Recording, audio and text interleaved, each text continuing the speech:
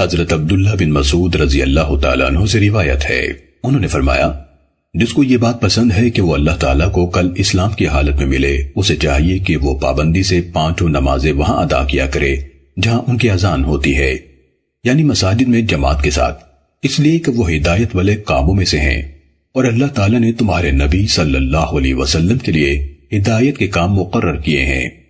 میری زندگی کی قسم، اگر تم سب گھروں میں نماز پڑھنے لگو تو اپنے نبی صلی اللہ علیہ وسلم کی سنت چھوڑ بیٹھو گے،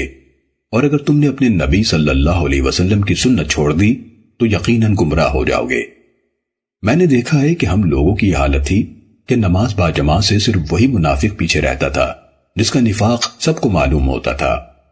اور میں نے دیکھا ہے کہ بیمار آدمی کو 2 آدمیوں کے سہارے سے لایا جاتا تھا حتیٰ کہ وہ صف میں شامل ہو جاتا، اور جو شخص وضو کرتا ہے اور وضو اچھی طرح بنا سنوار کر کرتا ہے پھر مسجد کی طرف روانہ ہوتا ہے اور اس میں پہنچ کر نماز پڑھتا ہے تو وہ جو قدم بھی طے کرتا ہے اس کی وجہ سے اللہ تعالیٰ اس کا ایک درجہ بلند فرماتا ہے